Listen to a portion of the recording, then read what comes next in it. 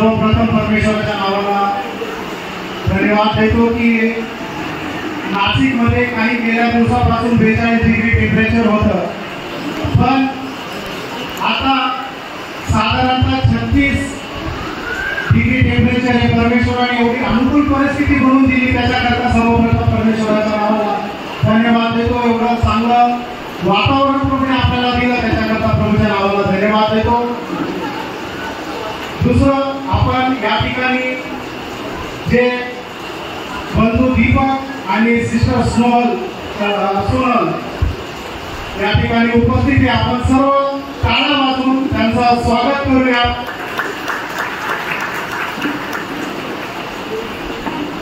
त्याचप्रमाणे मुंबईहून आलेली प्रभूची मंडळी या ठिकाणी त्यांना उपस्थित प्रभू सुखरूप घेऊन आला, त्यांचं सुद्धा आपण टाळ्या वाजवून स्वागत करूया.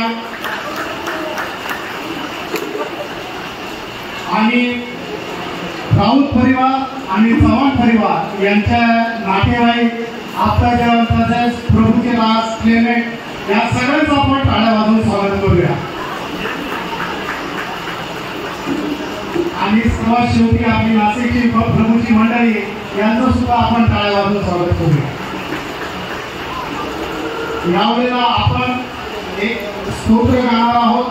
स्तोत्र 45 बंधू विपुल आपल्याला त्याच्याकरता सहाय्य करतील.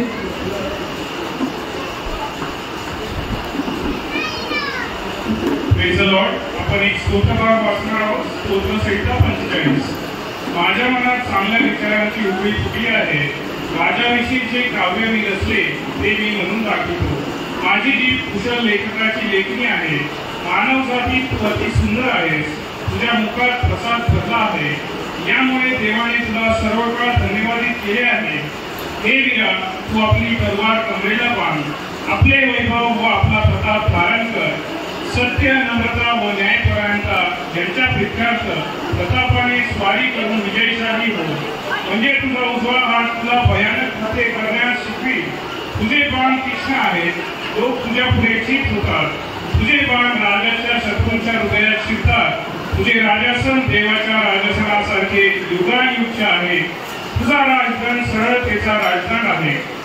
तुला नीतिमत्वाची आवड व दुष्टाईचा वीट आहे, म्हणून देवाने तुझ्या सोप्यांपेक्षा श्रेष्ठ असा हर्षदायी तेलाचा अभिषेक तुला केला आहे. तुझ्या सर्व वस्त्रांना बोळ, ऊद व दालचिनी यांचा सुगंध येत आहे.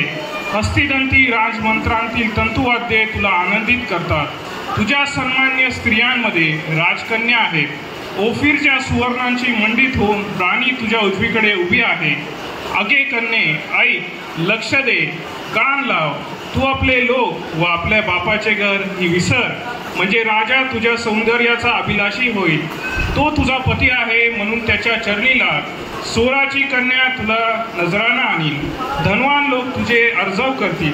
राजकन्या आपल्या अंतपुरात अगदी ऐश्वर्यमंडित आहे. तिची वस्त्रे भर जरी आहेत.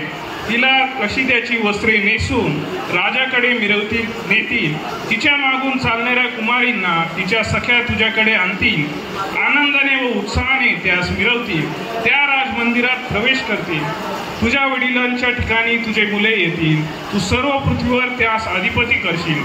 तुझ्या नावाचे स्मरण पिढ्यानपिढ्या राहील असे मी करीन, म्हणजे लोक युगानुयुग तुझे उपकार स्मरण करतील. आमेन. थँक्यू.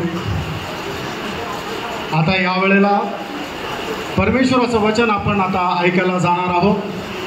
त्याच्यामुळे सर्वांनी आपलं एकचित्त या ठिकाणी करावं आणि आत्म्यामध्ये राहून परमेश्वराचं वचन ऐकावं. कारण परमेश्वराचं वचन जे आहे ते स्वर्गामध्ये स्थिर केलेलं आहे आणि त्याची प्रत आपल्याला एक दिलेली आहे. आणि ज्या वचनाच्या द्वारे आपला नवा जन्म आणि तारण आहे ते वचन आपण आता ऐकणार आहोत. सुरुवातीला आपण असं योजना बनवली होती की 12 वाजता या कार्यक्रमाला सुरुवात करायची आणि साधारणतः 1:30 वाजेला हे संपवायचं, पण आता 1:30 वाजत आला आहे. खूपच आपण उशीर झाला तरीसुद्धा आपण लवकरात लवकर या कार्यक्रमाला पुढं नेऊया. तर ह्या वेळेला मी ब्रदर क्लेमेंट यांना विनंती करतो की त्यांनी 5 ते 7 मिनिट परमेश्वराच्या वचनाच्या द्वारे प्रबोधन द्यावं.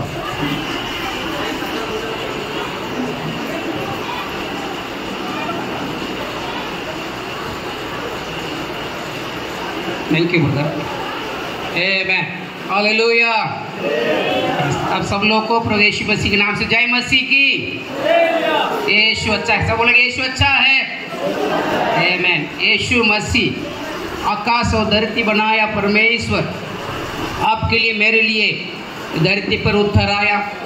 हमारा पाप श्राप बीमारों के लिए यीशु क्रूस में मार खाया, जख्मी हुआ और अपने लहू को बहा, मरा और मरने के बाद यीशु को गाड़ा किए थे। तीसरा दिन यीशु जिंदा हो गया। आज भी यीशु जिंदा है। हालेलुया, आमेन। बोलेंगे यीशु जिंदा है। यीशु जिंदा होने के कारण यीशु मसीह को हम आराधना करते हैं। हालेलुया, पूजित करते हैं। Praise the lord. Yeshu Masih एक ही परमेश्वर है जो आकाश धरती बनाया परमेश्वर है, सबको न्यायी है, सबको न्याय करने वाला प्रभु है। हालेलुया। तो उस प्रभु यीशु मसीह जब दुनिया को बनाया और एक इंसान को परमेश्वर माँ के घर में रचाया, तो उनको जीवन में क्या क्या होना है परमेश्वर पहले नियुक्त करके रख दिया है। जो यीशु प्रभु पर विश्वास करता है और उनके मार्ग पे चलता है, परमेश्वर के वचनों को मानता है, उनका जीवन में जो कुछ होना है, किसी के साथ शादी करना है, उनको कितना बच्चा होना है, उनकी पीढ़ी कैसे रहेगा, ये सब कुछ बाइबल में लिखा गया है। हालेलुया बोलेंगे। इस बाइबल जो है हमारा जीवन की कथा है। अगर आपके जीवन की कथा पढ़ना चाहें तो बाइबल को पढ़िएगा। आपके जीवन के बारे में बाइबल में लिखा है, हम कौन हैं और हमारा अंत क्या होगा, मरने के बाद हम क्या होगा, क्या हमारा जीवन क्या क्या होगा, सब कुछ बाइबल में लिखा गया। हालेलुया, आमेन। प्रभु यीशु की महिमा हो। तो आज हम ब्रदर अपना चौहान, दीपक चौहान और सिस्टर सोनल का शादी में हम सब आए हैं। Praise the Lord. आप सबों को प्रभु यीशु बहुत ऐसा आशीर्वाद करेगा। Praise the Lord. मन लगाकर उन पर आशीर्वाद देकर जाएंगे।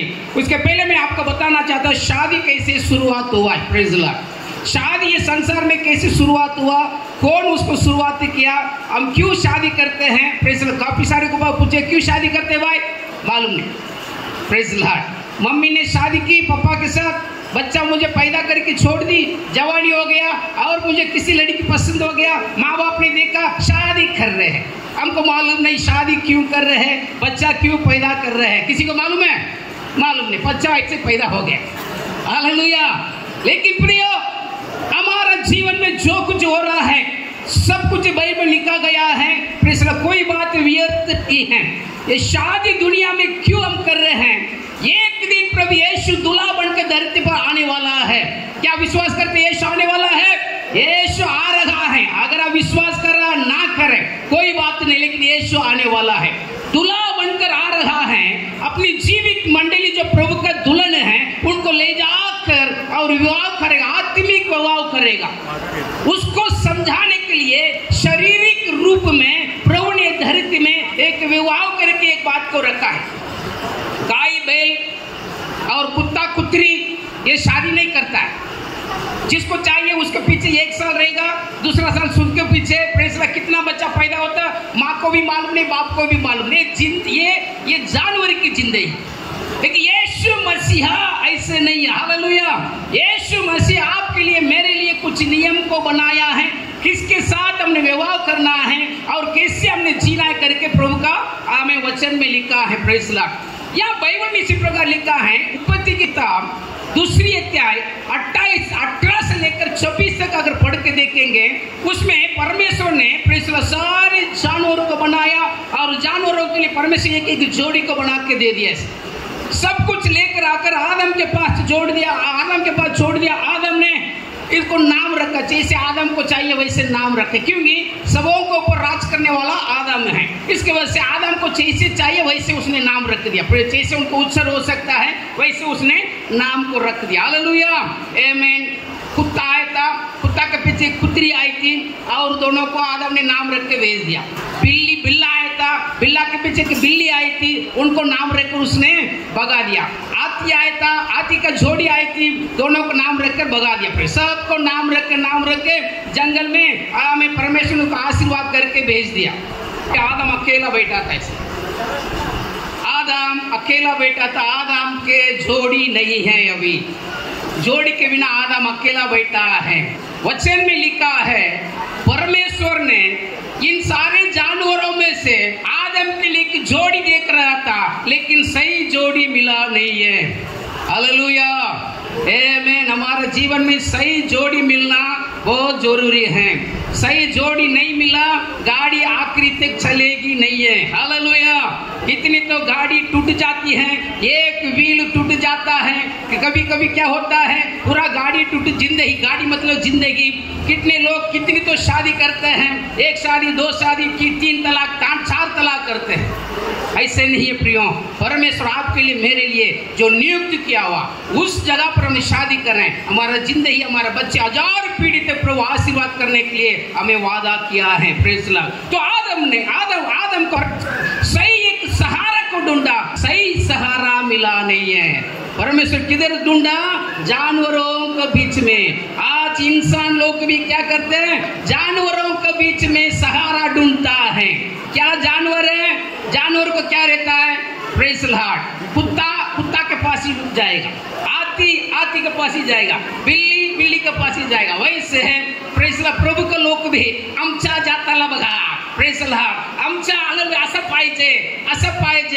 जानवरों का शादी जैसे नहीं है, हमारा शादी को परमेश्वर स्वर्ग में पहले नियुक्त करके रखा है। हालेलुया। सही सहारा को ढूंढना एक विश्वासी काम है। सही सहारा को हमें ढूंढ करने एक पास्टर का काम है। Praise the Lord. सही सहारा नहीं मिला तो आपकी जिंदगी हमेशा रोने के चीज से रहेगा। आदम को परमेश्वर ने अच्छा गहरा नींद दिया। नींद देने के बाद उनका एक पसली का हड्डी को प्रभु ने निकाला, उसे एक नारी बनाकर उनको ले लेवा तेरा सही सहारा। तो हमारा सहारा कहां से मिलता है? हमारा शरीर के अंदर से। आदम ने कहा ये मेरा हड्डियों में हड्डी है, मेरे मांस का मांस है।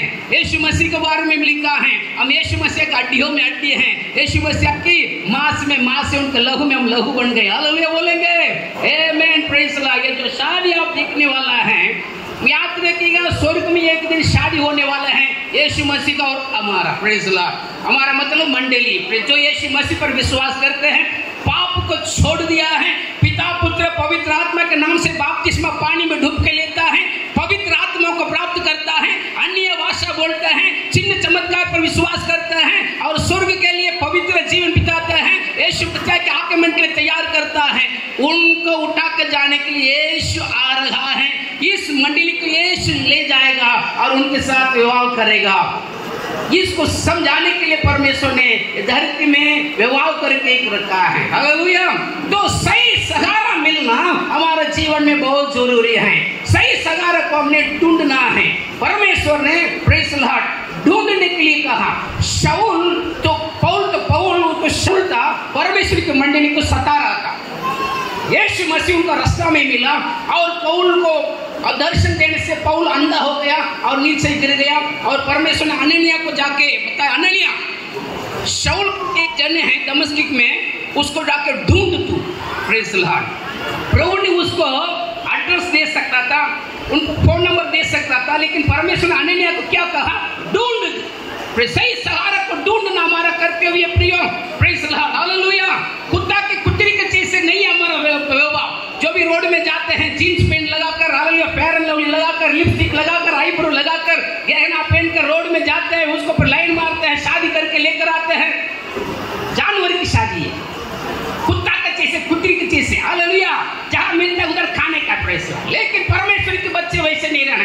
काफी लोग विश्वासी मैं जानता हूं, लेकिन मैं विश्वासियों के लिए प्रचार करता हूं, क्योंकि विश्वासियों की शादी आत्मिक लोगों की शादी है। Praise the Lord. आमीन। आप बुरा मत मानिएगा, कृपया यीशु का वचन को सुनिएगा, प्रभु आप लोग का आशीर्वाद देगा। आमीन। Praise the Lord. जो सही सहारा हमारा जीवन में मिलना जरूरी है। जब एक जन सही सहारा छोड़कर किसी के साथ विवाह करे, जो उनकी ट्रैक चेंज हो जाते हैं। ये शैतान की योजना की उनका जीवन में, उनके पीढ़ियों के जीवन में परमेश्वर ने रखा हुआ योजना को तितर बितर करने के लिए ये शैतान की प्लान।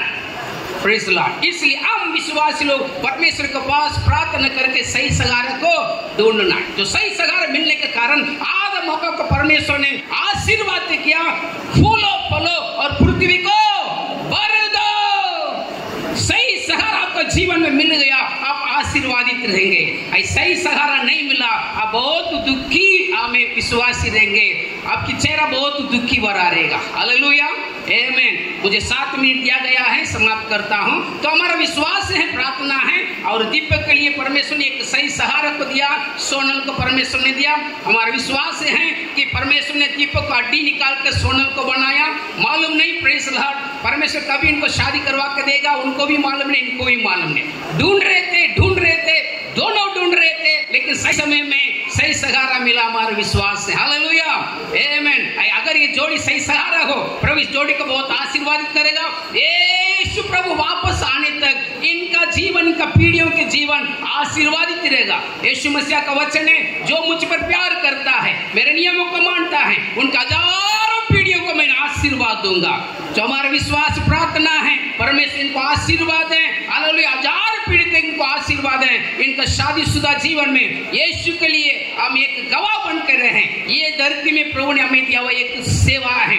हम कहाँ भी हो, कुछ भी काम करें, कुछ भी खाएं, यीशु मसीह के लिए गवाह बन के रहने का है। हालेलुया बोलेंगे, आमीन। पाप रहित जीवन बिताने का है, परमेश्वर के मार्ग में चलने का है, यीशु मसीह के लिए जीना है, उनका आगमन के लिए तैयार होना है। प्रभु दोनों को आशीर्वाद करेगा। समय दिया हुआ हमें मंडली के लिए, पास्टर के लिए मैं धन्यवाद करता हूँ। प्रभु दोनों को आशीर्वाद करेगा। प्रेज लॉर्ड, आमीन, आमीन, praise lord. Thank you very much, praise lord. Thank you प्रभूच्या दासांना। आता यावेळेला प्रभूचे श्रेष्ठ दास PC मॅथ्यू आपल्याला परमेश्वराच्या वचनाच्या द्वारे बोध करतील आणि त्याचं भाषांतर ब्रदर जेबू करतील। Praise Lord.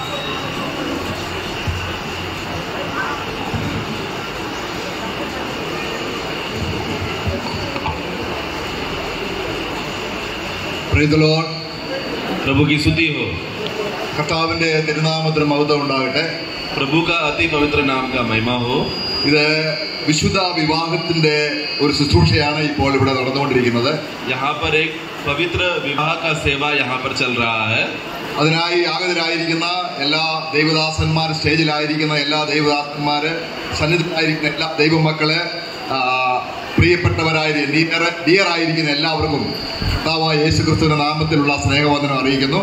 इसलिए मैं सभी को खास रीति से स्टेज में बैठा हुआ प्रभु के दासों को और सभी प्रभु के लोग, रिश्तेदार, बंधु मित्रों को प्रभु यीशु मसीह के नाम से मैं वंदना करता हूँ। നമ്മള് ദൈവത്തിന്റെ വചനം കേട്ടുകൊണ്ടിരിക്കുകയായിരുന്നു। हम लोग परमेश्वर का वचन को सुनते आ रहे थे। വിശേഷാൽ കുടുംബജീവിതത്തിലേക്ക് പ്രവേശിക്കുന്നവരുടെ ജീവിതത്തിൽ ദൈവവചനത്തിനുള്ള സ്ഥാനം അതിശ്രേഷ്ഠമാണ് എന്നുള്ളത് ഒന്നുകൂടെ ഓർമ്മിക്കട്ടെ। इसलिए एक बात मैं फिर से आप लोगों को याद दिलाना चाहता हूँ, खास रीति से जो अभी विवाह में प्रवेश कर रहे हैं उनको भी और मेरे सुनने वाले लोगों को भी, कि किस रीति से एक विवाह जिंदगी को बरकरार रखने के लिए, कायम रखने के लिए प्रभु का वचन का अधिकार बहुत जरूरी है। നമ്മുടെ കർത്താവ് തന്റെ പരസ്യ ശുശ്രൂഷ ആരംഭിക്കുമ്പോൾ ഒരു വിവാഹത്തിൽ പങ്കെടുത്തുകൊണ്ടാണ് തന്റെ ശുശ്രൂഷ ആരംഭിക്കുന്നത്। हम जानते हैं कि प्रभु यीशु मसीह जब सबके सामने जब वो अपना सेवा को जब वो शुरू कर रहा था, तो वो एक विवाह में जाकर कार्य करने के बाद फिर वो सेवा में उतरे करके हम देखते हैं। അപ്പോൾ കർത്താവ് ആ വിവാഹത്തിൽ പങ്കെടുത്തതിന്റെ ആത്മീയ മർമ്മം കാനാവിലെ കല്യാണത്തിലൂടെ വെളിപ്പെടുത്തത് നമ്മൾ അല്പസമയം ഒന്ന് ഗ്രഹിക്കണമെന്ന് ആഗ്രഹിക്കുന്നു। इसलिए मेरा आग्रह यह है कि प्रभु ने जब काना का उस विवाह में प्रवेश करके वहां पर जो कार्य किया, आज हम लोग उसका सही आत्मिक अर्थ जाने, उसके विषय में थोड़ा हम मनन करेंगे। അവിടെ വെള്ളം വീഞ്ഞാക്കി എന്നുള്ള ഒരു അടയാളമാണ് നമുക്ക് പ്രഥമദൃഷ്ട്യാ കാണാൻ കഴിയുന്നത്। तो हम लोग एक खास साधारण रीति से हम क्या देखते हैं वो वचन के भागों को पढ़कर, कि प्रभु ने वहां पर जाकर विवाह में जो दाखरस जो खत्म हो गया था, उस प्रभु ने पानी से दाखरस बनाकर एक चिन्ह वहां पर किया करके स्वाभाविक रीति से हम देखकर पढ़कर समझते हैं। അവിടെ സാധാരണ രീതിയിൽ വെള്ളം വീഞ്ഞാക്കി എന്ന് പറയുമ്പോൾ കർത്താവ് ഒരു അത്ഭുതം ചെയ്തു എന്നതിൽ മാത്രം നമ്മളെ ഒതുക്കി നിർത്താറുണ്ട്। और स्वाभाविक रीति से क्या होता है, बहुत अधिकतर लोग जब उस भाग को पढ़ने के बाद या प्रचार करने के बाद लोग क्या बोलते हैं कि देखो प्रभु वहां पर एक बहुत बड़ा चमत्कार वहां पर किया, क्योंकि दाखरस नहीं था, प्रभु ने पानी लेकर उसको दाखरस बनाया, देखो कितना बड़ा चमत्कार है, ऐसा बोलकर वो बात को उधर ही खत्म करते हैं। എന്നാൽ ഇവിടെ ദൈവഹൃദയത്തിൽ അതിനേക്കാൾ അപ്പുറത്ത് മാർമികമായ ഒരു വശം കൂടിയുണ്ട്. लेकिन वहां पर जब उस भागों को पढ़ते समय में परमेश्वर का हृदय में एक बहुत बड़ा गहरा रहस्य वहां पर छुपा हुआ है जो हमको समझना जरूरी है. അവിടെ നമ്മൾ യോഹന്നാന്റെ സുവിശേഷം 2-ാം അധ്യായം 6-ാം വാക്യത്തിൽ അവിടെ നമ്മൾ വായിക്കുന്നുണ്ട്, 2:6 അവിടെ ഉണ്ടായിരുന്നു എന്ന് നമ്മൾ വായിക്കുന്നു. 2:6 में हम यूहन्ना का सुसमाचार 2:6 में पढ़ते समय में वहां पर हम पढ़ते हैं कि वहां पर 6 मिट्टी का मटका वहां पर था. അത് റിലീജിയസ് ആയിട്ടുള്ള പ്യൂരിഫിക്കേഷന് വേണ്ടി വെള്ളം നിറച്ചു വെക്കുന്നതിനാണ് ആചാരം ഉപയോഗിക്കുന്നത്. तो वहां पर क्या होता था कि यहूदियों का विवाह जब भी होते समय में उनका वहां पर नियम होता था, उनका धर्म के अनुसार शुद्धिकरण के लिए वो लोग 6 मटके में पानी भर के रखता था. അപ്പോൾ ഇത് പഴയ നിയമത്തിലുള്ള യഹൂദ പശ്ചാത്തലത്തിൽ ഒരു കാര്യം കാണിക്കുന്നു. तो उसमें पुराना नियम का एक भाग को हम देखते हैं. ഈ മണ്ണുകൊണ്ടുള്ള പാത്രങ്ങൾ ഈ മനുഷ്യനെ തന്നെയാണ്, അല്ലെങ്കിൽ വിവാഹത്തിന് വന്നിരിക്കുന്ന ഭാര്യ ആ വധുവും വരനുമാണ്. तो ये जो मिट्टी का जो बर्तन वहां पर देखते हैं, जो मटके को हम देखते हैं, वो मनुष्य को वहां पर दर्शाया जाता है. तो विवाह में इस्तेमाल किया मतलब क्या, वहां पर वो दूल्हा और दुल्हन को चिन्ह के रूप में बताया है. എന്നാൽ അവരെ അനുഗ്രഹിക്കാൻ ഒരു കുറവ് അവിടെ ഉണ്ട്, അത് വീഞ്ഞിന്റെ കുറവാണ്. परंतु इस विवाह का उत्सव वहां पर चलते समय में वो आशीषमय और मंगल में चलने के लिए एक रुकावट वहां पर हो गया. वो क्या था कि दाखरस की कमी हो गई. ഈ പാത്രത്തിൽ വെള്ളം നിറച്ചാൻ കർത്താവ് പറഞ്ഞതിന്റെ അർത്ഥം എന്താണ്? तो प्रभु ने अपने चेलों से कहा और वहां के दासों को कहा कि तुरंत तुम जाके इस मिट्टी के इस मटके में तुम लोग पानी भर के रखो. ऐसा यीशु बोलते समय में उसका मतलब क्या है? പ്രകൃതിദൃഷ്ട്യാ മനുഷ്യർ ദൈവത്തിന്റെ കോപത്തിന് പാത്രങ്ങളാണ്. വെള്ളം ദൈവത്തിന്റെ ന്യായവിധിയെ കാണിക്കുന്നു. तो स्वाभाविक रीति से मटका में जो पानी भरा हुआ है करके मतलब क्या है? स्वाभाविक रीति से सारा मनुष्य जात परमेश्वर का क्रोध के लिए नियुक्त करके रखा, ठहराया गया है. पानी जो है परमेश्वर का न्याय को दर्शाता है. ഒന്നാമത്തെ ന്യായവിധി വെള്ളം കൊണ്ടാണ് നടന്നത്. हम जानते हैं कि पहला न्याय जो पृथ्वी पर हुआ वो पानी से हुआ. ഇവിടെ കർത്താവ് ഒരു കാര്യം ആത്മീയമായി വെളിപ്പെടുത്തുകയാണ്. വിവാഹത്തിന് വേണ്ടി ഒരുക്കപ്പെട്ടിരിക്കുന്ന ആ വധുവരന്മാർ യഹൂദന്മാരുടെ മര്യാദ പ്രകാരം വെറും ഒരു കഴുകൽ കൊണ്ട് അവർ ശുദ്ധീകരിക്കപ്പെടുന്നില്ല. രണ്ടുപേരും കോപപാത്രങ്ങളാണ്. ദൈവത്തിന്റെ ന്യായവിധിക്ക് അവർ യോഗ്യരാണ്. तो वहां पर प्रभु यीशु उस विवाह में जब जाते समय में वो खुद एक उद्धार करता है. तो उद्धार करता उस विवाह में प्रवेश करते समय में वो एक बात दर्शाना चाहता है कि इस विवाह में जो वधु और दुल्हन वहां पर बैठा तो है, वो लोग शुद्धिकरण का यहूदी का रस्म के हिसाब से जो भी शुद्धिकरण का क्रियाक्रम है वो लोग भले ही तुम लोग कर रहा हो, लेकिन तो भी वो दूल्हा और दुल्हन परमेश्वर का क्रोध के लिए नियुक्त है.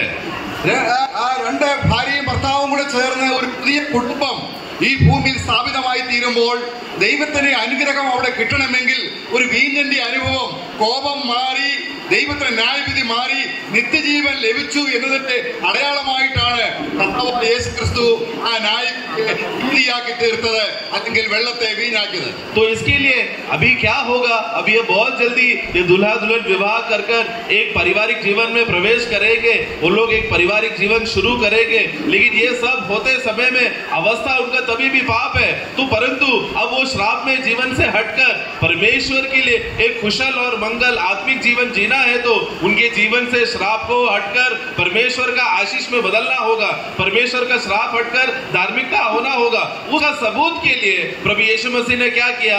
पानी को दाखरस में बदल दिया, जिसके वजह से ये साबित होता है कि उनके जीवन में अभी आशा आया है. ഇത് വിവാഹത്തിന് വേണ്ടി ഒരുക്കപ്പെട്ടിരിക്കുന്ന വധുവരന്മാർ പരസ്പരം ഹൃദയത്തിൽ മനസ്സിലാക്കുന്ന ഒരു കാര്യം, ഞാൻ ഒരിക്കൽ കോപപാത്രമായിരുന്നു, എന്നാൽ കാൽവരി ക്രൂശിൽ കർത്താവായ യേശു മരിച്ചപ്പോൾ എന്റെ പാപം നീക്കി കോപപാത്രമായിരുന്നു എന്നെ ദൈവത്തിന്റെ കൃപാപാത്രമാക്കി തീർത്തത് കൊണ്ട് ഇന്ന് ഈ വിവാഹത്തിന് ആ കാനാവിലെ കല്യാണത്തിന്റെ കുറവ് തീർക്കാൻ കർത്താവായ യേശു ഈ വിവാഹത്തെ ഒന്നിച്ചാക്കുവാൻ, രണ്ട് ജീവിതങ്ങളെ ഒന്നിച്ചാക്കുവാൻ കടന്നു വന്നിട്ടുണ്ട്. तो इसके लिए जैसा उस दिन वैसा हुआ, इसलिए आज भी खास रीति से स्टेज में बैठा हुआ जिसका विवाह होने वाला है, उन लोग भी ये ध्यान से समझे और सुनने वाले लोग भी ये बात समझे कि जिस रीति से उस समय में वहां पर परमेश्वर का न्याय मनुष्य जात पर था, आज हमारे ऊपर भी उसी रीति से परमेश्वर का न्याय हमारे ऊपर भी था. हम भी एक समय में परमेश्वर का क्रोध के कटोरे थे, लेकिन परमेश्वर का अनुग्रह हमारे ऊपर हुआ. यीशु मसीह ने वो क्रोध का कटोरों को हटाकर आशीष का कटोरा बना दिया. अब ये विवाहिक जीवन में प्रवेश करते समय में ये दो नहीं बल्कि एक हो चुके हैं, जिसमें प्रभु यीशु मसीह का आशीष होने की वजह से और उस पारिवारिक जीवन में प्रवेश रहा है। इसके लिए अभी प्रभु का, परमेश्वर का क्रोध मुझसे हटकर मैं आशीष का पात्र बन चुका हूँ, परमेश्वर का संतान हो चुका हूँ करके ये विश्वास करके वो लोग उस विवाह में का पारिवारिक जीवन में प्रवेश कर रहे हैं। കർത്താവദാസൻ ഈ ശുശ്രൂഷയെ സോളമനെ അനുഗ്രഹിക്കുമ്പോൾ അവരുടെ ജീവിതങ്ങളെ ഒരുമിച്ചാക്കാനുള്ള സൂചനയായി കരങ്ങളെ ഒന്നിപ്പിക്കുമ്പോൾ കർത്താവായ യേശു ക്രിസ്തു തന്നെയാണ് അദ്ദേഹത്തിലൂടെ ആ സൃഷ്ടി ചെയ്യുന്നത്. तो इसलिए आज जब प्रभु का दास यहाँ पर उठकर जब दोनों लड़का लड़की को सोलोमनाइज करके दोनों को जब एक करते समय में वो प्रभु का जो दास है वो सेवा करते रहेगा। वास्तव में वो प्रभु यीशु मसीह है जो सारा बात का नियंत्रण लेकर और सब बातों का आशीषमय मंगल का कार्य करता है। എന്നാൽ ഒരു വ്യക്തി ഇപ്പോഴും വെള്ളമായിട്ടും ഒരു വ്യക്തി വീഞ്ഞായിട്ടും ഇരിക്കുന്നുവെങ്കിൽ അത് ചേർച്ചയില്ലായ്മ, അവിടെ പൊരുത്തക്കേട് കാണപ്പെടും. परंतु अगर शादी में संभव अगर आ तो गए लेकिन अगर एक जन जो है अभी भी पानी का दशा में है और उसका पार्टनर जो है दाखरस का दशा में आ चुका है लेकिन एक जन अभी भी पानी में है तो वो शादी अयोग्य शादी है, वो उचित नहीं है। वो शादी दोनों को दाखरस में बदलना होगा, दोनों को प्रभु का आशीष में प्रवेश करना होगा, तो ही उनका पारिवारिक जीवन आशीष में होगा। അതുകൊണ്ട് 94 സങ്കീർത്തനം അതിന്റെ 15 വാക്യം ആർക്കെങ്കിലും ഇത് വായിക്കാൻ താല്പര്യപ്പെടുന്നു? 94 भजन संगीता उसका 14 वाक्य अगर कोई पढ़ेंगे तो अच्छा होगा। അതിങ്ങനെയാണ് വായിക്കുന്നത്. इस रीति से हम पढ़ते हैं, ന്യായവിധി നീതിയിലേക്ക് തിരിഞ്ഞു വരും, പരമാർത്ഥ ഹൃദയമുള്ളവരൊക്കെയും അത് അംഗീകരിക്കും. तो जो न्याय है, परमेश्वर का क्रोध है, वो धार्मिकता की ओर जाएगा और जो सच्चा मन के है वो उसकी ओर आएगा। ഇതാണ് വീഞ്ഞ് വെള്ളം വീഞ്ഞായതിന്റെ അർത്ഥം. तो इसका मतलब क्या है? जैसा काना का शादी में पानी दाखरस में बदल गया, उसी रीति का अर्थ है कि न्याय, परमेश्वर का क्रोध धार्मिकता की ओर मुड़ चुका है। ഇന്ന് വിവാഹിതരാകുന്ന ഈ പ്രിയപ്പെട്ടവരുടെ കോപപാത്രം ദൈവം യേശു ക്രിസ്തു ക്രൂശിൽ വഹിച്ച് അവരെ കൃപാപാത്രമാക്കിയത് ക്രൂശിലൂടെയാണ്, രക്തച്ചൊരിച്ചിലൂടെയാണ് എന്ന് ഈ പ്രിയപ്പെട്ടവർ സമ്മതിക്കുന്നെങ്കിൽ അവർ രണ്ടുപേരും ഈ വിശുദ്ധ വിവാഹത്തിന് യോഗ്യരാണ്. आमीन। इसके लिए आज यहाँ पर विवाह के लिए बैठे हुए दोनों के लिए खास संदेश में बताना चाहता हूँ कि अगर आप लोग विश्वास करते हैं कि एक समय में हम लोग परमेश्वर का क्रोध का बर्तन थे, कटोरा थे, लेकिन प्रभु यीशु मसीह ने वो क्रोध का कटोरा को उन्होंने अपने आप में उन्होंने लेकर क्रूस पे उसको न्याय कर प्रभु यीशु मसीह ने लहू बहाकर हमें छुटकारा दे दिया है। अभी मैं प्रभु का हो चुका हूँ, मैं परमेश्वर का जाति हो चुका हूँ करके अगर आप दोनों विश्वास कर इसमें प्रवेश कर रहे हैं तो आप दोनों उचित है, योग्य है और उस एक आशीषमय पारिवारिक जीवन में प्रवेश कर रहे हैं। നമ്മള് ഏദൻ തോട്ടത്തിലുള്ള വിവാഹത്തെ കുറിച്ച് കർത്താവദാസൻ പറയുകയുണ്ടായി. प्रभु का दास ने थोड़ी देर पहले एदन का जो आदम और हव्वा का विवेक के विषय में थोड़ा सा बात को बताया था। എന്നാൽ മനുഷ്യനെ കാണാവുന്ന രീതിയിൽ അർത്ഥാൽ അതിന്റെ അർത്ഥം യഥാർത്ഥമായി ഗ്രഹിച്ചുകൊണ്ട് നടന്ന വിവാഹം ഇസാക്കിന്റെയും റിബേക്കയുടെയുമാണ്. परंतु जो सही रीति से शादी, जो हम लोग प्रभु के आगमन में जो सही रीति परमेश्वर ने अपना दिल में जो सच्चा विवाह का जो चित्र जो परमेश्वर के मन में है उसका छाया अगर हमको समझना है तो वो वास्तव में इसाक और रबेका का है। ഇസാക്ക് രക്ഷിക്കപ്പെട്ടവനാണ്. इसाक जो है नया जन्म पाया हुआ, उद्धार पाया हुआ व्यक्ति है। ദൈവത്തിന്റെ വാക്തസന്തതിയാണ്. परमेश्वर का वाचा पाया हुआ प्रतिज्ञा का संतान है वो। അതിന്റെ അടയാളമായ വെള്ളിയാഭരണങ്ങളും പൊന്നാഭരണങ്ങളും റിബേക്കയെ അണിയിച്ചുകൊണ്ടാണ് അവൻ വിവാഹവേദിയിലേക്ക് പ്രവേശിക്കുന്നത്. और वो प्रभु में वो पवित्र जन है करके उसका सबूत के लिए उसके हाथ में जो सोने का अंगूठी और सोने का जो भी सोने का जो अंगूठियां थी सब क्या हो गया, रबेका को उसने अपना दास के द्वारा उसी को पहनाकर रबेका फिर वो दास के साथ आ रहा है इसाक को मिलने के लिए। അങ്ങനെ അവൾ വെള്ളിയാഭരണവും പൊന്നാഭരണവും അണിഞ്ഞ് നിൽക്കുമ്പോൾ ലാബാൻ വീട്ടുകാർ ചോദിക്കുകയാണ്, ഈ പുരുഷന്റെ കൂടെ പോകുവാൻ സമ്മതമാണോ? तो जब रबेका को जब पूछा गया था कि तुझे अभी उतर कर आना पड़ेगा, परंतु उसको सोने का और चांदी का अंगूठिया पहनाने के बाद वो रबेका के घर वाले लाबान उसको पूछ रहा है, क्या तुझे अभी इसी पुरुष के साथ इसाक को मिलने अभी जाना है क्या? ऐसा सवाल रबेका को पूछा।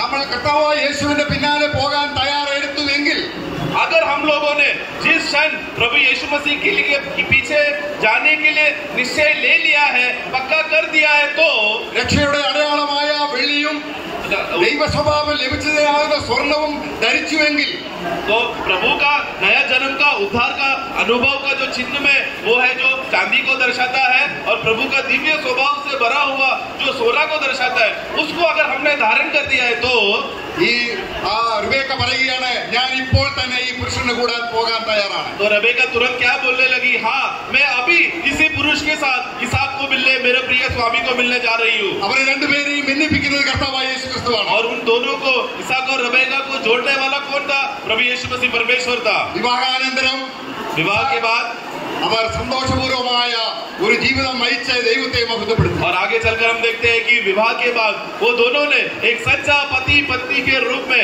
परमेश्वर को महिमा करते हुए, आदर करते हुए, सम्मान करते हुए एक पारिवारिक जिंदगी जिया.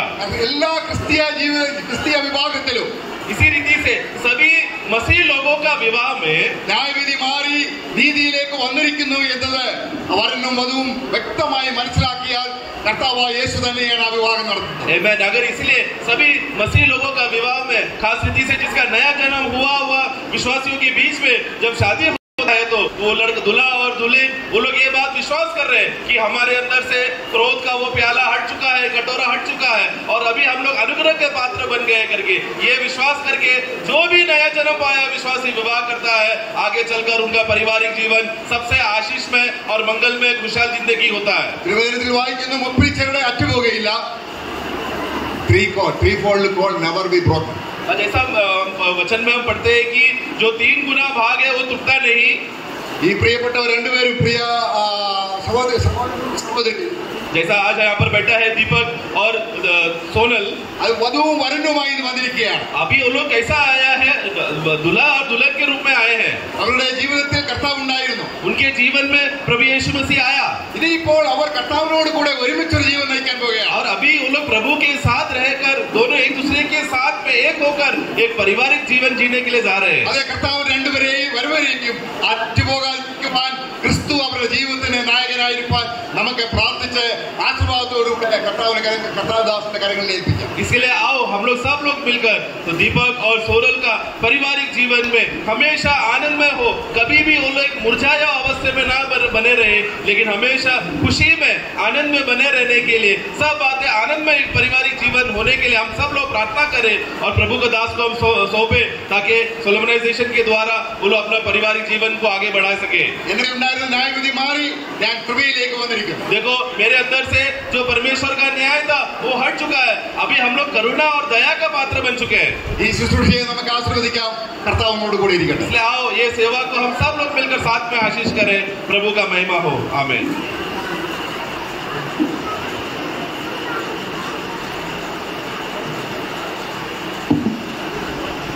परमेश्वराच्या नावाला धन्यवाद असो की खूप सुंदरशा वचनाच्या द्वारे आपल्याला लग्न काय आहे आणि लग्नाचा सोहळा कसा आहे आणि परमेश्वराने मनुष्याला कशा प्रकारे एक चांगली उत्तम सहकारणी दिलेली आहे त्याच्या संबंधाने आपण ऐकत होतो. आता आपण लग्नविधीकडे जात असताना त्याच्या अगोदर एक छोटंसं गीत आपण गाऊया, त्याच्यानंतर त्या पवित्र विधीमध्ये आपण जाणार आहोत. Praise Lord.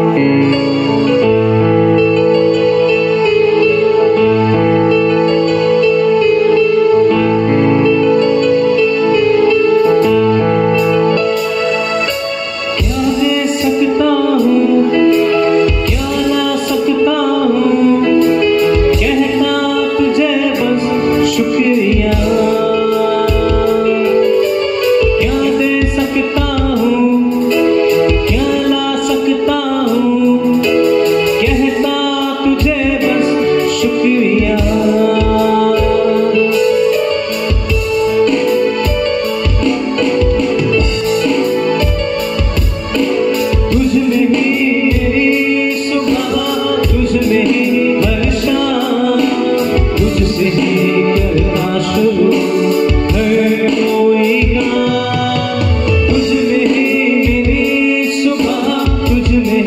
हर शाम तुझसे ही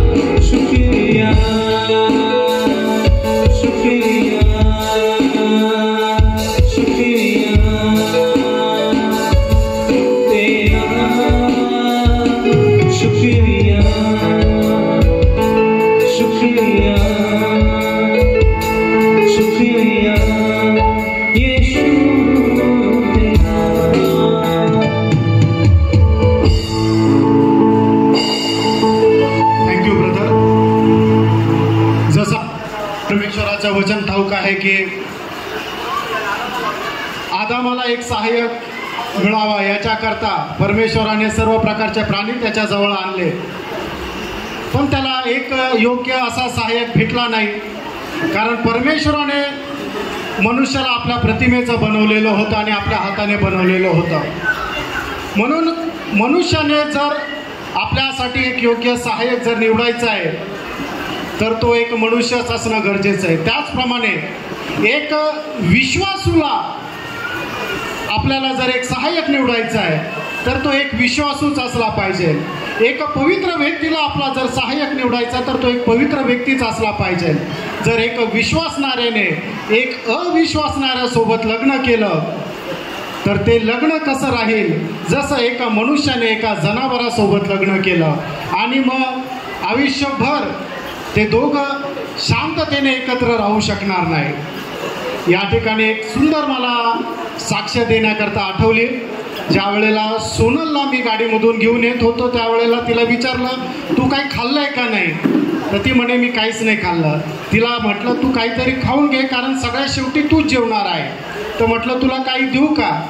ती म्हणे नाही, मी आज उपास ठेवलेला आहे. मला मनामध्ये खूप आनंद वाटला की खरोखर एक पवित्र प्रभूमध्ये असलेली तिच्या मनामध्ये इच्छा होती की मी पवित्र रीतीने या पवित्र विधीमध्ये प्रवेश करावा. त्यासाठी तिने उपास ठेवला. इकडे आल्यानंतर बघितलं की मुंबईकडचे कोणी आलेले नव्हते. अर्धा तास वाट बघितला आणि त्याच्यानंतर होणारा जो नवरदेव आहे ते आला. बंधू पण 10 मिनिटात तयार झाले. माझी घाई चालली होती की पटकन तयार व्हावं, म्हणून मी ब्रदरकडे भेटण्याकरता गेलो. दीपक ब्रदरला की म्हटलं ब्रदर झाला असेल तर लगेच चला. ब्रदर म्हणे माझी तयारी झाली आहे, मला फक्त 2-3 मिनटं द्या, मी प्रार्थना करून येतो. हे ऐकून सुद्धा माझ्या मनामध्ये खूप मोठा आनंद झाला की ब्रदर पण या पवित्र विधीमध्ये जाण्याकरता सर्वप्रथम परमेश्वराला प्रथम स्थान देत आले. निश्चितच परमेश्वराने तयार केलेला एक जोडा आहे, म्हणूनच या पवित्र जोड्याला एक पवित्र बंधनामध्ये जाण्याकरता आता आपण सुरुवात करत आहोत. त्याच्याकरता आपण प्रार्थनेमध्ये जाणार आहोत. ब्रदर जेबू त्याच्याकरता आपल्याला प्रार्थनेमध्ये मार्गदर्शन करतील.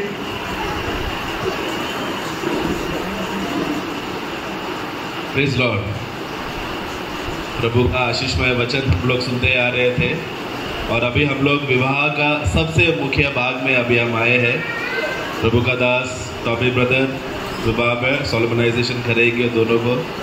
कितना बड़ा सौभाग्य है कि आज हम सब लोग यहाँ पर एकत्र हुए लोगों को ये बात का गवाह होकर देखने को मिलेगा, क्योंकि विवाह बोलते समय में ये एक पवित्र चीज़ है, पवित्र बात है जो परमेश्वर ने नियुक्त किया है. और आज हमें यह सौभाग्य मिला कि इसका भागी होकर दोनों को, दीपक और सोनल को, हम लोग उनको आशीर्वाद करें, उनको ब्लेस करें. जैसा हमने वचन से सुनते आया कि आदम अकेला था, इसे प्रभु ने आदम को हव्वा दिया. जैसा इसहाक अकेला था, प्रभु ने उसको रबेका दिया. उसी तरह से आज दीपक इतना समय तक अकेला था, लेकिन सही समय पर प्रभु ने उसको सोनल दिया. और ये प्रभु का बहुत बड़ा अनुग्रह की बात है. आइए हम लोग प्रार्थना करते हैं. प्रभु हम धन्यवाद करते हैं प्रभु आपका अद्भुत नाम के लिए. प्रभु आपने जो अभी तक प्रभु हमें चलाया, संभाला, उसके लिए हम धन्यवाद करते हैं प्रभु. ये प्रोग्राम को भी प्रभु आपने आशीष में, आपके नियंत्रण में चलाए रखा, उसके लिए हम धन्यवाद करते हैं. सारा परिस्थिति प्रभु आपने हमारे तरफ करके रखा, उसके लिए हम धन्यवाद करते हैं प्रभु. भले हम लोग को ये कार्यक्रम शुरुआत करने के लिए लेट हुआ तो भी सभी नियंत्रण में आप थे, उसके लिए हम धन्यवाद करते हैं. और सभी लोगों को आप इस्तेमाल कर रहे थे, उसके लिए भी हम धन्यवाद करते हैं प्रभु. प्रभु खास रीति से प्रभु का दास को प्रभु आपके चरणों में रखते हैं. टॉमी ब्रदर प्रभु आप इसको इस्तेमाल करना प्रभु, सोलमनाइजेशन करने के लिए प्रभु. जैसा हम लोग सुनते आ रहे हैं प्रभु, शुरुआत से आदम का समय से जैसा आपने विवाह को कंट्रोल किया, उसी रीति से आज भी आप ही के कंट्रोल में है, आप ही के नियंत्रण में है. और आप प्रभु का दास को इस्तेमाल कर रहे हैं प्रभु सोलमनाइजेशन के लिए, उसके लिए हम धन्यवाद करके उनको बलवंत करना प्रभु, उनको सामर्थ देना और ज्ञान से भरना प्रभु, ताकि वो सब काम आपके इच्छा के अनुसार कर सके प्रभु. और दीपक और सोनल को भी प्रभु आपके चरणों में रखते हैं, सहायता करना प्रभु. सभी बातों के लिए धन्यवाद करते हैं. प्रार्थना प्रभु यीशु मसीह के मधुर नाम से, आमीन.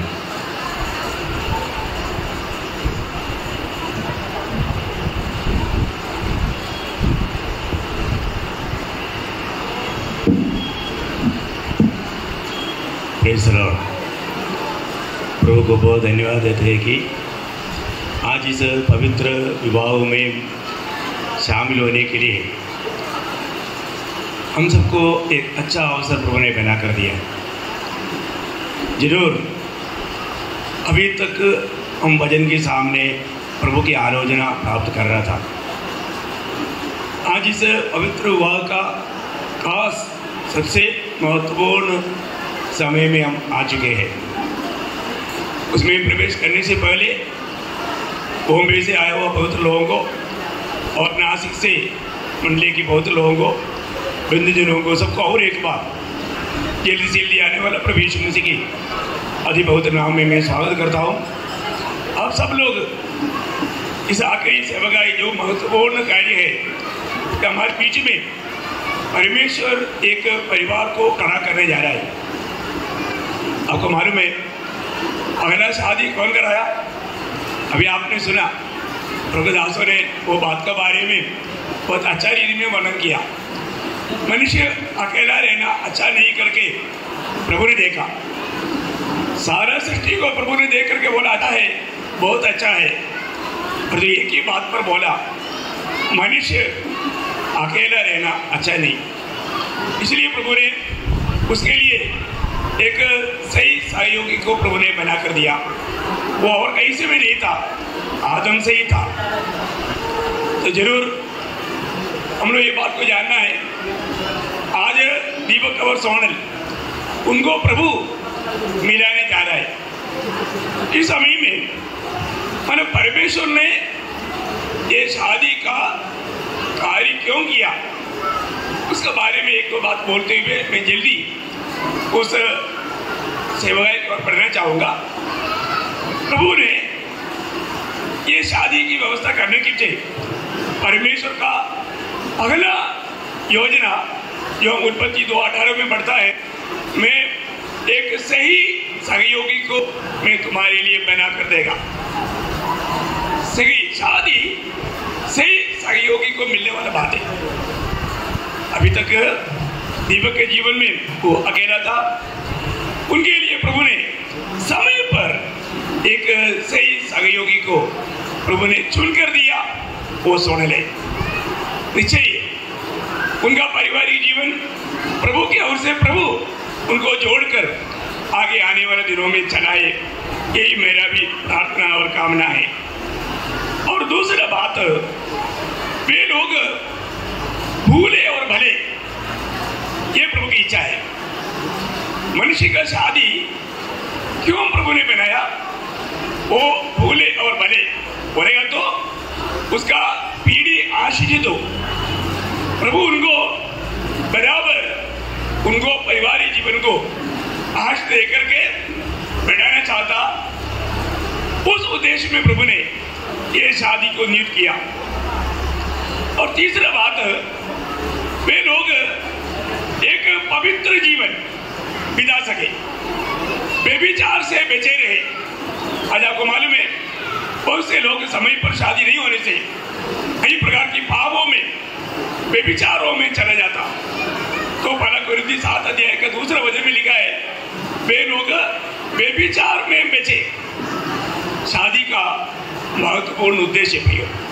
और एक चौथी बात, उन लोग परिवार के साथ प्रभु का सेवा करना, ये प्रभु का उद्देश्य है। जब अब्राहम को बुलाकर ले किया हुआ परमेश्वर, उत्पत्ति 18 अध्याय के 19 वचन में लिखा है, अब्राहम परिवार के साथ प्रभु का सेवा करे। तो आने वाले दिनों में दीपक और सोनल वो एक परिवार होकर के प्रभु की सेवा में बढ़ना, ये प्रभु का आप लोगों के प्रति इच्छा है। समय कम में मैं बहुत से बातें और पॉइंट अभी नहीं बोलूंगा, लेकिन एक बात मैं आपको यहाँ पर बताऊं, यहाँ पर जो शादी हो रहा है ये कोई रिंग डाल करके नहीं, या कोई मंगलसूत्र बनाकर नहीं, या साड़ी से जोड़कर नहीं। यहाँ पर जो शादी होता है ये मतलब अपनी मतलब क्या बोलता कवर्नेंट मतलब वाचा बांधना, वाचा के द्वारा बांधा जाएगा। क्योंकि जब मालिक की 2:14 में लिखा है, she is the wife of the covenant, वे लोग इस वाचा के द्वारा वो एक बनने जा रहे हैं। और दूसरी बात, ये संबंध प्रभु जोड़ता है। जब मत्ती उसका 19 अध्याय का 6 वचन में लिखा है, प्रभु ने जोड़ा मनुष्य ना तो इसका मतलब इस विवाह संबंध ये प्रभु जोड़ता है। और एक कैसा, ये वाचा के द्वारा है। और एक अगर और एक बात बोलूं तो व्यवस्था की द्वारा। जब रोमियो का पत्री उसके 7 अध्याय का 2 वचन में हम देखता है, व्यवस्था से बांधी गया, व्यवस्था से बांधा गया। उन लोग शादी में व्यवस्था से बांधा जाता है करके बाइबल कहता है। मुझे मालूम हमारा समय बहुत ओवर हो गया। शॉर्ट में 1-2 बात में भी आपको बताना चाहूंगा। पहली बात मानव मैं दीपक को बताऊंगा, दीपक की जिम्मेवारी। Praise Lord. मुझे जब दीपक मिला था, मुझे दीपक से बहुत प्यार हो गया था, है ना। मतलब उनका बहुत अच्छा एक स्वभाव मुझे मतलब दिखाई दिया। तो मैं हमेशा सबको बताता भी था, दीपक बहुत अच्छा बच्चा है ना। तो दीपक अभी आपको 1-2 जिम्मेवारी में आपको बताना चाहूंगा बाइबल के अनुसार।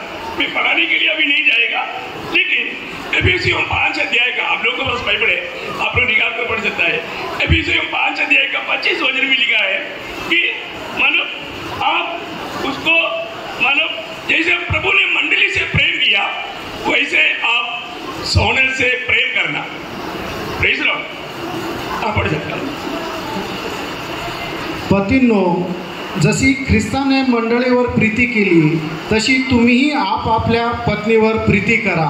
पति का कर्तव्य है पत्नी को, जैसे यीशु मसीह ने मंडली से प्रेम किया, वैसे अपनी पत्नी से प्रेम करे। अभी प्रेम के बारे में बयान करने के लिए अपने पास समय नहीं, आपको समझता है, आप विश्वासी है, आपको मालूम। और आगे उसकी 28 वचन में लिखा है कि अपनी शरीर के समान प्यार करें। हम अपनी शरीर से प्यार करता है। अभी आप दोनों मिलकर के एक तन मन होने जा रहे हैं, उसका मतलब अपनी शरीर से कोई बैर नहीं किया। 28 वचन। त्याप्रमाणे पतींनी आपापली पत्नी आपले शरीर आहे असे समजून तिच्यावर प्रीती करावी। मतलब ऐसे प्रेम करना, अपने शरीर, मेरा शरीर से मैं प्रेम करता हूँ। पत्नी से प्रेम करने वाला वास्तव में अपने शरीर से प्रेम करना। और साथ ही साथ एक और जिम्मेवारी वहां पर उसका 29 वचन में 5:29 में लिखा है कि उसकी पालन पोषण करना।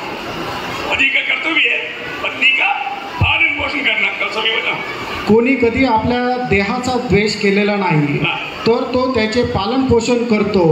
जसे ख्रिस्त ही मंडळीचे पालन पोषण करीतो, तसे तो करीतो। देखिए, मतलब मसीह मंडली की पालन पोषण करता है, वैसे ही पति का कर्तव्य है अपना पत्नी का पालन पोषण करना। और एक खास बात मैं आपको बताता हूँ, वैवाहिक जीवन में कई ऐसे कुछ बात आ जाता है जिससे हमें खुशी नहीं।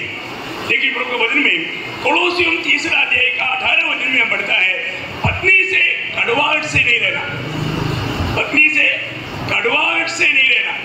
कड़वाहट आ सकता है कई बातों में, है ना। मतलब कोई बात पसंद नहीं आया तो, लेकिन दिल में कड़वाहट होने नहीं देना। और मुझे पक्का भरोसा है दीपक के जीवन में ऐसे नहीं आएगा ना दीपक, मेरी तरफ देखो, कोई बात नहीं है। तो बहुत बड़ी बात है, जिसको प्रभु का वचन मालूम है वो व्यक्ति जरूर ये बात में मतलब सावधान रहेगा। और जैसे दीपक को बताया तो सोनल को भी 2 बात बोलना जरूरी बात है ना। तो सोनल का बहुत बड़ा जिम्मेवारी के बारे में मैं आपको बताऊं, बाइबल से सब वचन पढ़ेंगे नहीं। एफिसियों 5 अध्याय का 14 वचन में लिखा है कि सोनल पति को हर बात में अधीन रहना। बोले को मैं नहीं मानूंगा, मैं ऐसे नहीं करूंगा, अगर नहीं, पति का अधीन रहना बहुत जरूरी है। क्योंकि वचन कहता है मतलब 11:3 में पति पत्नी का सिर है। इसका मतलब सिर जो कहता है वो पत्नी को जरूर मानना। इसलिए मानने का गुण, अधीन देने का गुण, ये मतलब सोनल को जीवन में चाहिए। और मैं विश्वास करता हूँ सोनल जरूर प्रभु के वचन को मानकर, प्रभु को मानकर वैसे ही रहेंगे, तभी आपका आत्मीय जीवन सबसे अच्छा रहेगा। इतना नहीं, मतलब प्रभु में उचित है उस प्रकार अधीन देने के लिए बताया है। प्रभु में उचित है, मतलब वही कोलोसियों 3:18 में लिखा, प्रभु में उचित है इस प्रकार अधीन देना। कैसे भी एक बहाना रूप में नहीं। इवन आप लोगों की प्रार्थना में रुकावट आने वाला कोई वादा नहीं आने देना। पहला पत्रोस उसका 3 अध्याय का 6 वचन में लिखा है, प्रार्थना में रुकावट नहीं आना। अगर एक दूसरे के प्रति थोड़ा भी दिल में नफरत कड़वाहट की बात आएगा तो प्रार्थना शायद वहां पर लेकिन कभी भी न होने देना। और दूसरे बात में आपका दोनों मिलकर के बात में आपको बताना चाहता हूँ, दोनों जरूर एक दूसरे के साथ विश्वास योग्य है। हर एक बात उसमें कोई डोंगीपना नहीं होना चाहिए, सच्चाई होना चाहिए। अगर एक बात पर विश्वासघात निकलेगा फिर लोगों के दिल में मतलब एक शंका उत्पन्न करेगा, शैतान उसके द्वारा आपको धोखा दे सकता है। दूसरी बात, आपका हाउस की मतलब इसमें आपकी पारिवारिक प्रार्थना में रुकावट नहीं आने देना। जो भी बात है आपका पारिवारिक जीवन में, खास करके अगर आपका बड़ा परिवार रहेगा तो उनके साथ करते हुए आखिर आप दोनों मिलकर के जरूर प्रार्थना करें। वो प्रार्थना में वादा नहीं आना उसमें से, इसके लिए वचन में भी सब शब्द वचन से बता रहा है। पहला पत्रोस उसका 3 अध्याय उसका 17 वचन में 7 वचन की बात लास्ट में लिखा है, प्रार्थना के लिए रुकावट नहीं होना। जैसे थोड़ी देर पहले प्रभु दास ने इक्लेशियंस 4:12 से ये बात बताया था, 3 जो धागा है वो जल्दी नहीं कटता। 3 धागा बोलेगा तो दीपक, सोनल और प्रभु, आप तीनों मिलकर के हमेशा निर्णय लेना। आपका निर्णय प्रभु के साथ मिलकर के है तो आप हर कदम में विजय हासिल करेगा। हमको हारने के लिए किसी को इच्छा नहीं, विजय पाना है तो प्रार्थना की द्वारा हर एक निर्णय, और वो भी प्रभु से अगुवाई पा करके। ओके, मुझे बहुत कुछ बताने की बहुत इच्छा था, लेकिन मैं आपको बताता हूँ, इवन आपके घर में कोई गेस्ट आता है उसको दोनों मिलकर के अतिथि सत्कार करना।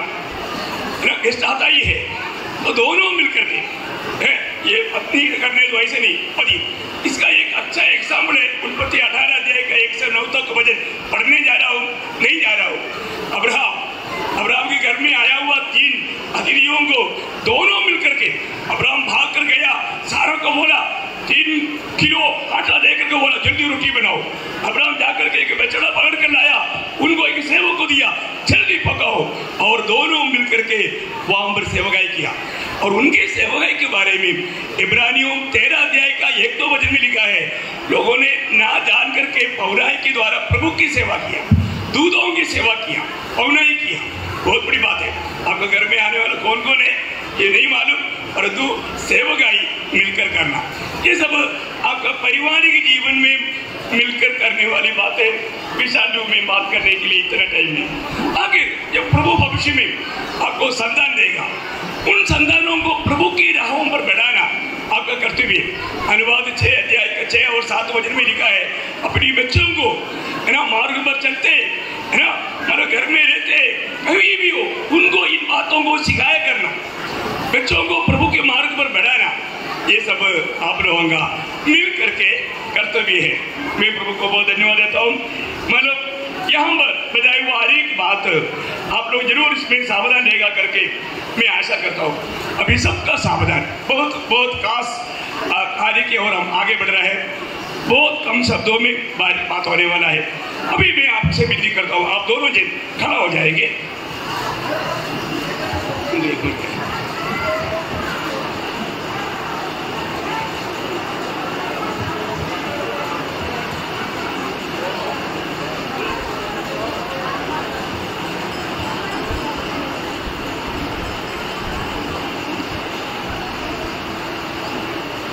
बहुत आप लोग भी प्रार्थना के साथ रहकर ये नया फैमिली को जरूर स्वर्गीय आशीष मिलना चाहिए, उसके लिए आप लोग भी इसमें साथ देना।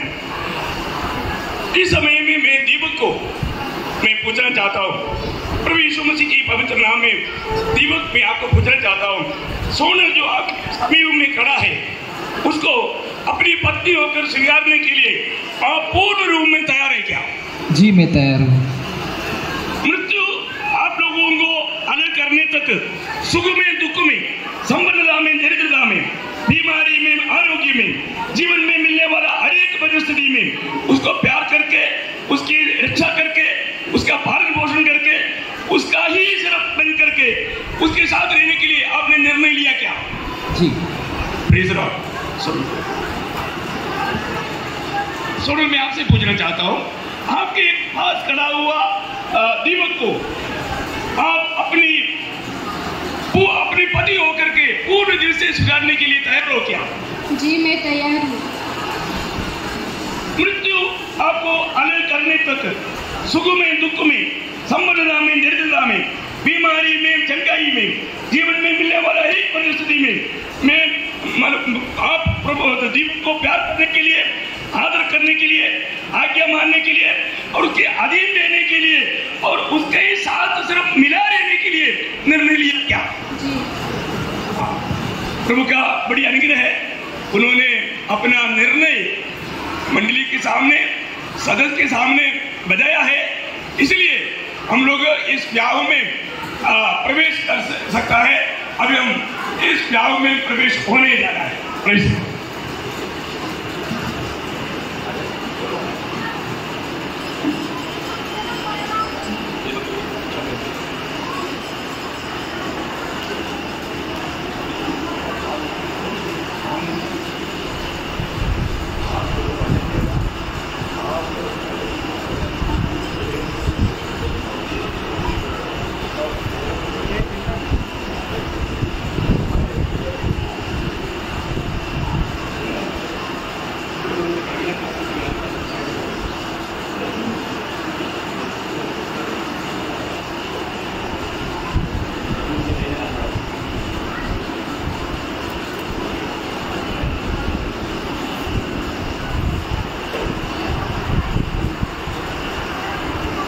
अभी ये लोग आपस में बांधने जा रहे हैं और मैं आग्रह करता हूँ आप लोग बहुत प्रार्थना के साथ रहना, क्योंकि आप लोग बहुत थके होगा। जो थका नहीं, जो खड़ा हो सकता है इस वाचा के सामने प्रार्थना के साथ अपने अपने सामने खड़ा हो सकता है। जो खड़ा होने के लिए तकलीफ है वो बैठ सकता है, तो जो खड़ा होने के लिए जिसको सामर्थ्य है वो खड़ा होके प्रार्थना के साथ रहना और इसमें ये वचन जो लेना है ध्यान से सुनना। अभी आप जोर से मेरे साथ रहना।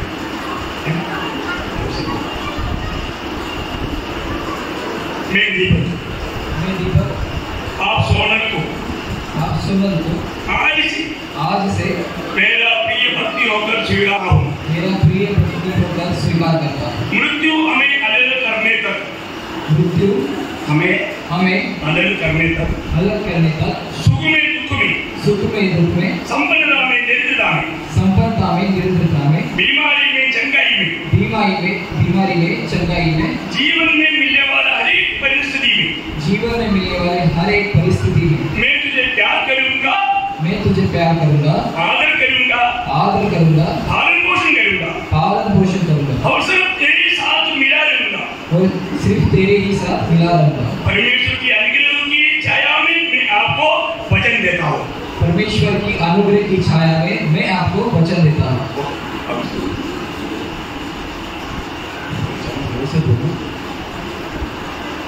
मैं सोनल आप दीपक को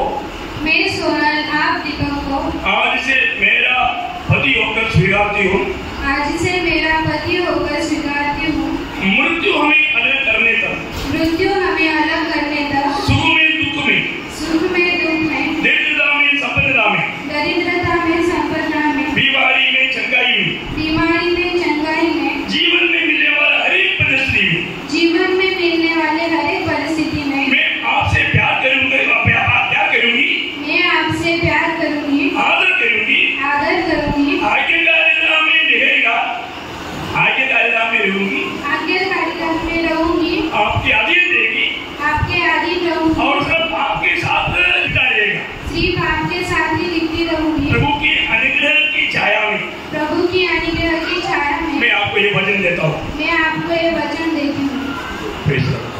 दोनों ने आपस में ये वचन दिया, इसलिए हम इस परिवार के लिए प्रार्थना करें।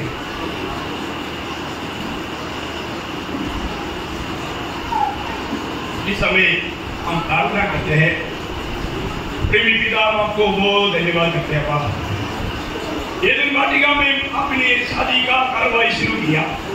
आपने आदम से हवा को निकाला और हवा को आदम के पास लाया और उन्हें आपने जोड़ दिया। तो वो आज के दिन में हमारे बीच में आपने एक नया परिवार को खड़ा किया, उसके लिए आपका धन्यवाद करता हूँ।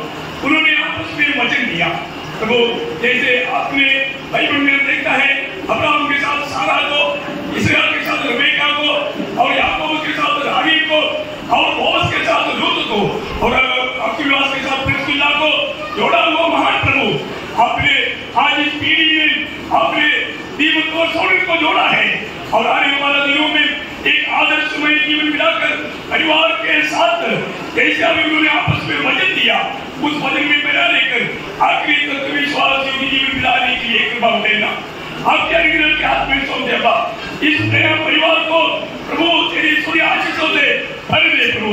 खासकर कई समय सेवक के लिए प्रार्थना करता हूँ, आपकी उपस्थिति में लिया हुआ निर्णय के अनुसार मृत्यु तक विश्वास योग्य होकर के अपनी जिम्मेवारी निभाने का सामर्थ्य से आपके बेटे को भर दे दूंगी। उसी रीति में सोनल के लिए धन्यवाद करते हैं। उन्होंने जीवन को दिया हुआ वचन के अनुसार प्रभु आपके सामने लिया हुआ निर्णय में बना लेकर आखिरी क्षण तक विश्वास योग्य पत्नियों के जीने का अनुग्रह उत्तर लेकर आपका नाम को महिमा करना धन्यवाद करते हैं।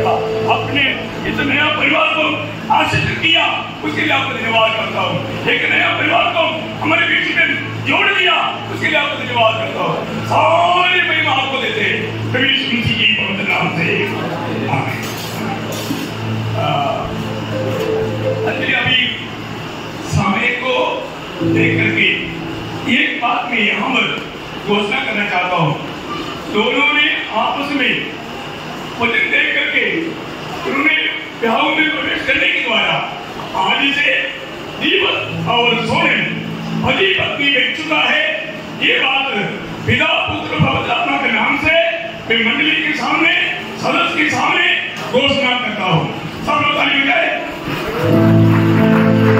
समय बचा लीजिए काम किया। अभी प्रभु के दिन आकर के विवाह रजिस्टर में सही करेंगे। अब तक वो गीत गा सकता है वो ये लोग सही करेंगे। बिजनेस का लोग भी आकर के सही करेंगे। इसके बाद ये लोग बैठने के बाद थोड़ा सा 5 मिनट बाकी जल्दी कदम करेंगे तो आपको आशीष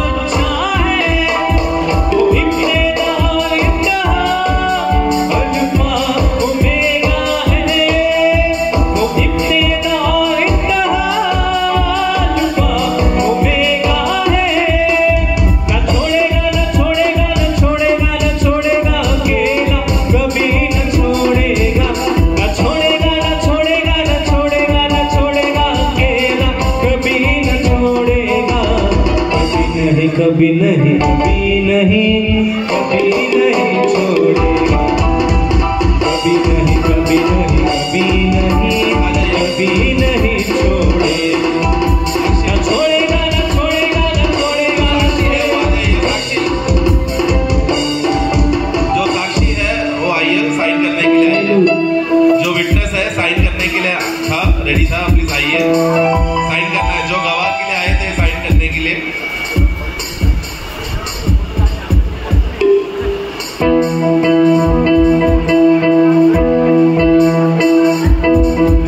तूफानों में साथ है, मैदानों में साथ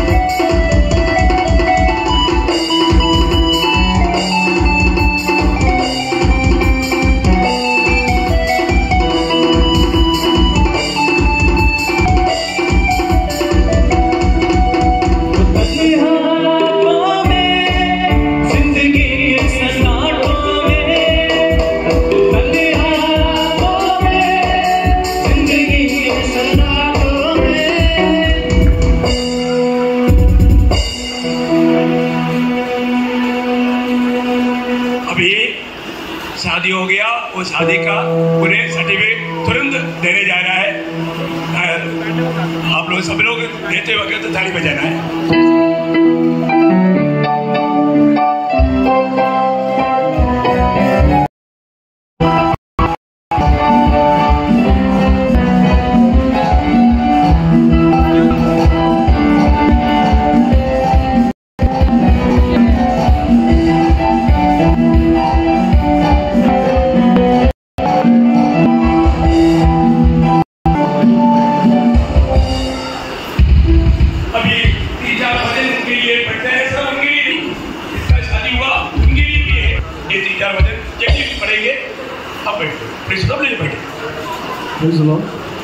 पहिले पेत्र याचा 3रा अध्याय 1 ते 7 वचन आपण वाचूया।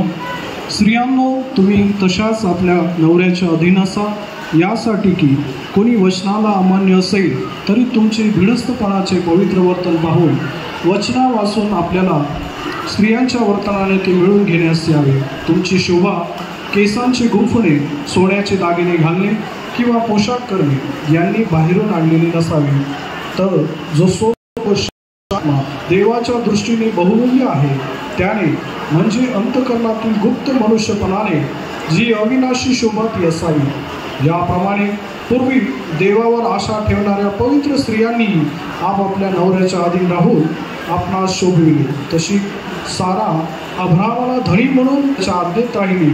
तुम्ही चांगले करीत राहिल्यास व त्या भयंकर गोष्टीची भीती न लागल्यास तिची ताबोली झाला आहात। नवऱ्यांनो, तसे तुम्ही आपल्या स्त्रियांबरोबर त्या अधिक नाजूक पात्र आहेत म्हणून सुज्ञतेने सहवास ठेवावा। जीवनरूपी कृपादानाचे त्यांचे वतनबंधू असे तुम्ही त्यांना मान द्या, म्हणजे तुमच्या प्रार्थनेला वक्तव्य येणार नाही। देव बाप या वाचलेल्या वचनावर आशीर्वाद।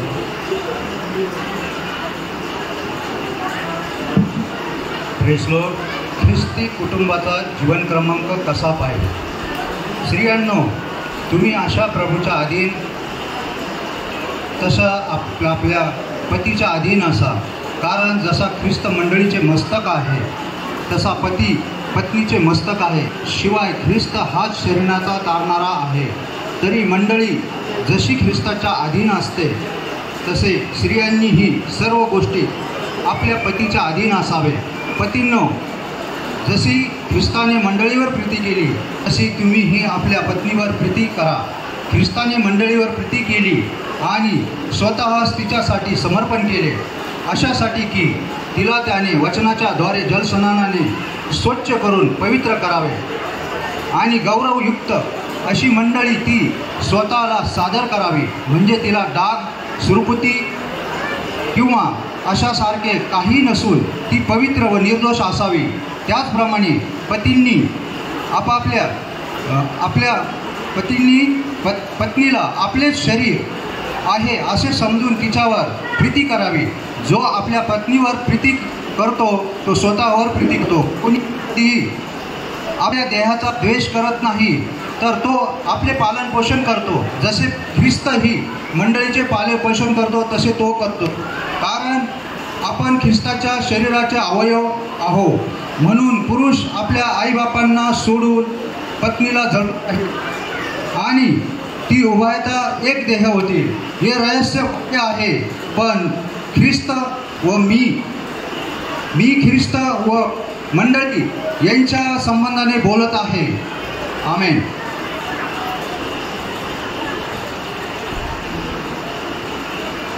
Praise the lord. कंसाईकराचं पत्र 3रा अध्याय 18 आणि 19। स्त्रियांनो, जसे प्रभूमध्ये उचित आहे त्याप्रमाणे तुम्ही आपापल्या पतीच्या अधीन असा। पतींनो, तुम्ही आपापल्या पत्नीवर प्रीती करा व तिच्याशी निष्ठुरतेने वागू नका। Praise the Lord. प्रभूच्या गोष्टीकडे लक्ष द्या सर्वांनी। पहिला गॉरिंथी 7 अध्याय 1 ते 5। तुम्ही मला ज्या बाबी दिले त्याविषयी पुरुषांनी स्त्रियांना शिवू नये त्याबद्दल जरी जाड करणं होत आहे, म्हणून प्रत्येक पुरुषाला स्वतःची पत्नी असावी आणि प्रत्येक स्त्रीला स्वतःचा पती असावा। पतीने पत्नीच्या तिचा हक्क द्यावा आणि त्याप्रमाणे पत्नीनेही पतीचा हक्क द्यावा। पत्नीला स्वतःच्या शरीरावर अधिकार नाही तर तो अधिकार त्याच्या पतीला आहे, आणि त्याप्रमाणे पतीलाही स्वतःच्या शरीरावर अधिकार नाही तर तो त्याच्या पत्नीला आहे. एकमेकांबरोबर वचन करू नका, तरी प्रार्थनेसाठी प्रसंग मिळावा म्हणून पाहिजे असते त्या कावेळी परस्पर संमतीने एकमेकांपासून दूर राहा, मग पुन्हा एकत्र व्हा. अशा हेतूने की तुमच्या असंयमामुळे सैतानाला तुम्हा परीक्षेस वाव मिळू नये. Praise the Lord.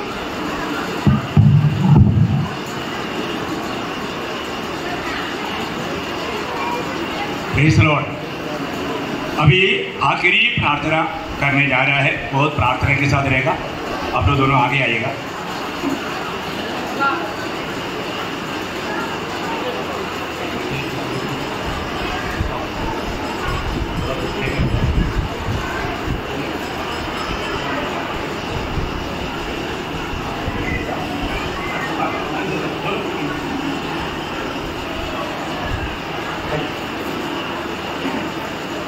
हम सब लोग मिलकर के ये परिवार को आज देखकर प्रार्थना करने जा रहा है. और भी एक बार आपसे विनती है, जिसका भी हो सके आप प्रार्थना के साथ अपना दाहिने हाथ बढ़ाए उनके ऊपर, और आपका भी आशीष के बच्चों में आने दे, इन्हें परिवार पर आने दे. उससे पहले आपण एक स्तोत्र वाचूया. स्तोत्र 128. जो पुरुष परमेश्वराचे भय धरतो, जो त्याच्याच मार्गाने चालतो तो धन्य. तू आपल्या श्रमाचे फळ खाशील, तू सुखी होशील, तुझे कल्याण होईल. तुझ्या माजघरात तुझी स्त्री सफळ द्राक्षवेली सारखी होईल. तुझ्या मेजाभोवती तुझे मुले जैतुनाच्या रोपासारखे होतील. पहा, परमेश्वराचे भय करणाऱ्या पुरुषाला असा आशीर्वाद मिळेल. परमेश्वर सिंहातून तुला आशीर्वाद देवो आणि तुझ्या आयुष्याचे सर्व दिवस यरूशलेमचे कल्याण तुझ्या दृष्टीस पडो. तुझ्या मुलाची मुले तुझ्या दृष्टीस पडेल. इस्रायला शांती असो. आमेन.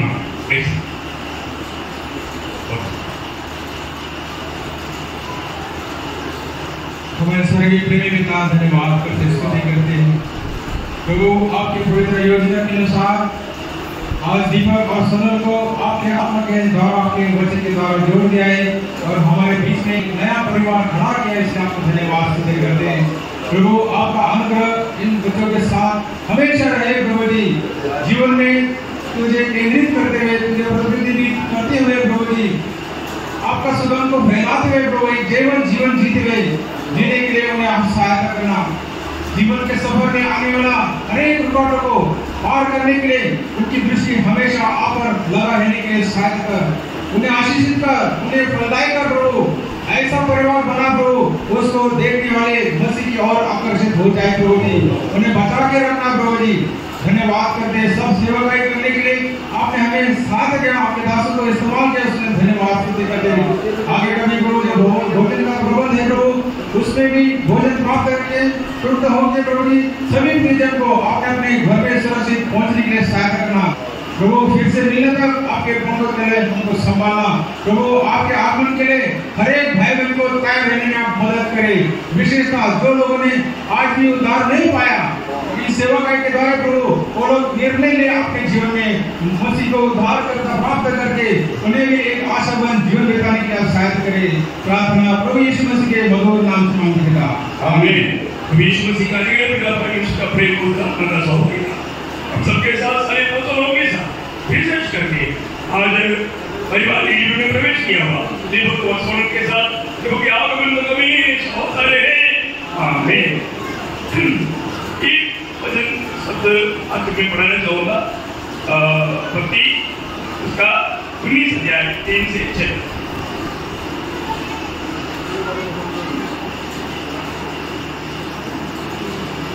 मग पुरुषी तेथे आले आणि त्याची परीक्षा पाहण्याच्या उद्देशाने म्हणाले, कोणत्याही कारणावरून बायको टाकणे सशास्त्र आहे काय?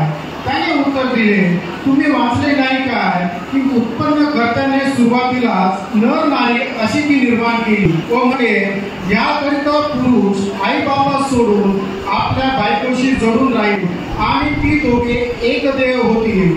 यामुळे ती पुढे दोन नव तर एक देह अशी आहे. म्हणून देवाने जे जोडले आहे ते माणसाने तोडू नये. बोलेगा आप दोनों बोलना आमीन. परमेश्वर ने जोड़ा मनुष्य ना तोड़े। परमेश्वर ने जोड़ा मनुष्य ना तोड़े, परमेश्वर ने जोड़ा और मनुष्य ना तोड़े।